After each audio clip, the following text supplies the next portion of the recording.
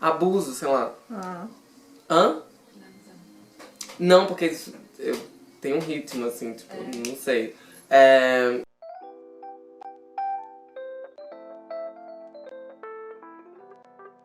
Uma ideia que eu acho que pode ser revolucionária, né? Se as pessoas acharem revolucionária, ela é revolucionária.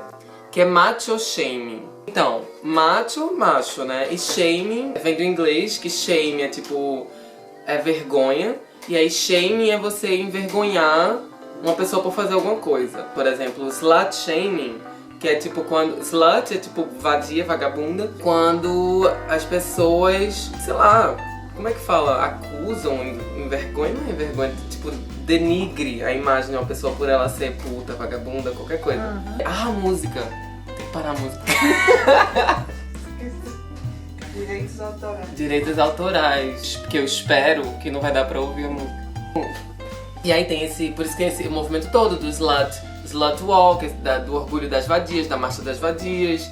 Você tá sabendo, né? Pra acabar com essa opressão do patriarcado. E aí aconteceu um negócio lá no trabalho uma vez, que um cara que tava lá, era meu aniversário, e ele sempre vai lá, ele tem cabelo grande, ele pinta a unha, então eu achei que ele fosse um cara legal, um cara queer, sabe?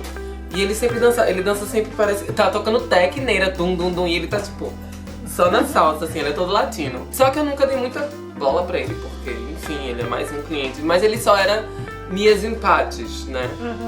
Sim, eu achava que era uma pessoa do bem. Cheguei ele lá às 5 da manhã, do nada, olha pra mim, e aí quando ele pede, eu tava super feliz, porque eu tava discotecando, aí eu tocava, eu voltava, e aí eu tava tipo... E aí ele pediu um negócio pra mim, eu tipo super bem-humorada, aí eu dei um negócio assim, a bebida dele, sei lá, aí ele virou pra mim e falou, eres uma puta. Do nada. Expulsei ele, né, que pelo menos esse direito eu tenho.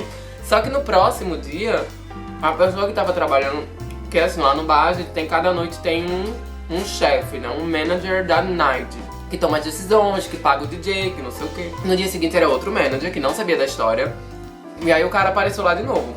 E aí eu virei, só que tava uma confusão no trabalho, eu tava muito ocupado, Aí eu falei, esse cara é pra estar expulso, ele tem Hausverbot, ele tá banido de entrar aqui. E era outro porteiro e era outro manager. E aí o meu manager perguntou, ele sabe disso? Eu falei, não, ele sabe que ele me chamou de puta e que eu expulsei ele ontem, então ele deve imaginar por que ele estaria banido, né? Se a gente virar pra ele agora e falar que ele tá banido. Não, mas tem que conversar com ele, não sei o quê. Aí levou ele pra fora, conversou, tananã. E aí lá fora, ele conversando com o cara, o meu chefe, sem a minha presença, decidiu que o cara podia voltar depois de um mês. Ele voltou e eu fiquei possessa, né? Porque aí ele me falou, não, ele vai ficar um mês.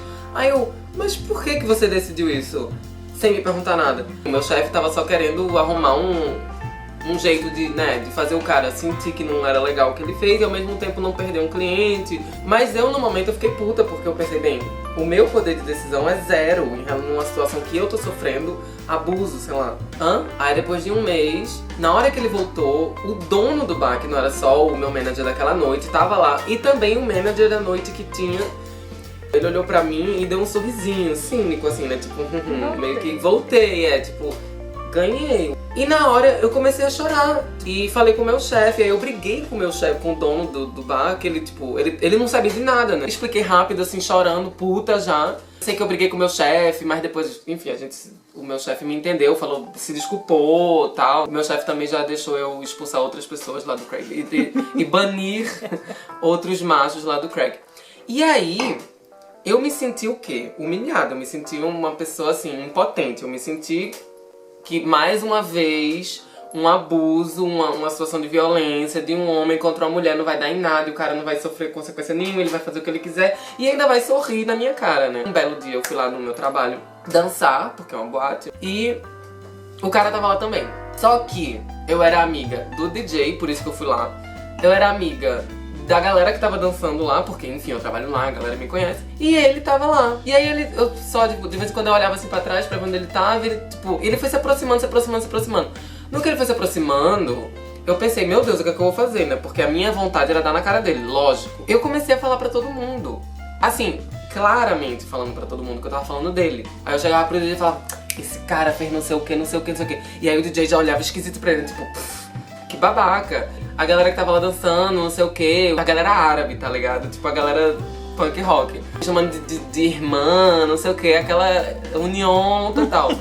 Eu comecei a falar pra todo mundo. Eu sei que teve um desses árabes, um desses caras, que tava afim de mim. E o cara era, tipo, sei lá, grandão, assim. Ele tava, tipo, dando em cima de mim violentamente. E eu fiquei toda com a cara fechada, assim, de propósito. E ele perguntou, por que você tá com essa cara fechada? Eu falei, não, por causa desse cara. E aí ele, tipo, brigou com o cara e foi uma confusão. E aí o cara, pela primeira vez, se mostrou incomodado. E aí ele veio falar comigo pela primeira vez pra tentar resolver a questão comigo, depois que outro cara ameaçou de dar porrada nele, não sei o que, não sei o que. E quando ele vinha falar comigo, eu fazia a maior cena. Eu falava, não quer, não me toque. Você é um agressor, não sei o que, não sei o que. E desde então, eu tenho adotado essa postura. De quando tem um cara lá que é um babaca, sei lá, digamos, um cara cometeu qualquer ato machista, racista, tem isso também, né? Eu tô aqui na Alemanha, tô trabalhando num bar, então tem alemão que chega querendo dar uma de... Teve um cara que uma vez falou, vai aprender alemão antes de falar comigo. Tipo, gato, eu dou aula de alemão, né? Por favor. Tem essa galera que comete uns atos meio racistas, tal, meio sexistas, que sempre tem, né? Eu comecei a... Já que eu não posso fazer nada, não posso expulsar o cara por ele ser um babaca, né? Eu comecei a expor as pessoas. Porque, vamos parar pra pensar direitinho. Como é que as mulheres começaram a se sentir, sei lá, mulher ter esse pudor, mulher achar que não pode falar da sexualidade, mulher achar que não pode vestir roupa curta, mulher achar que não pode... Porque elas têm medo de serem julgadas e expostas pelo pensamento patriarcal machista. Por causa do slut shaming, a gente, claro, a gente tem que abolir o slut shaming, mas é difícil, porque é uma coisa que já tá tão encrostada, tão impregnada na nossa cultura, que as próprias mulheres já policiam, mas principalmente mulher fica policiando uma outra, né? Tipo, amiga, tá muito puta, não sei o que, e daí? Agora a gente tem que, eu acho que se a gente começar esse movimento de macho shaming, porque ser macho no Brasil pelo menos é uma coisa que é uma coisa boa, né? Se um cara não tem atitude, se um cara não resolve a vida dele, se o cara, sei lá, é um perdedor, você vira pra ele, tu não é macho não, né? Macho é como se fosse coisa boa.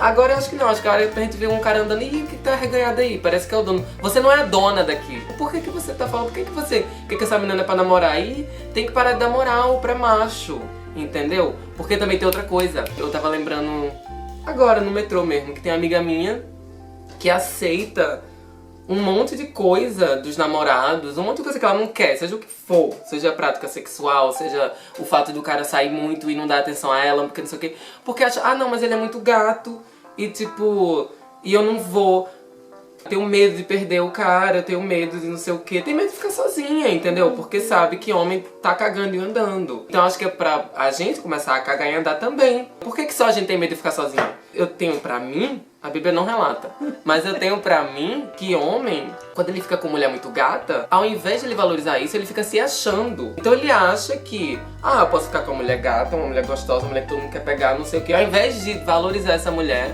eu vou começar a pegar todas as mulheres gatas porque eu sou foda. E a mulher, quando pega um cara gato, fica, ai meu Deus, tenho que ficar com ele. Porque, né, cara gato é difícil ficar com uma menina. Shame on you. Já teve uma conclusão? Eu falei, né? Concluí. Sim. Vamos fazer o que a gente quer na nossa vida. Beijo.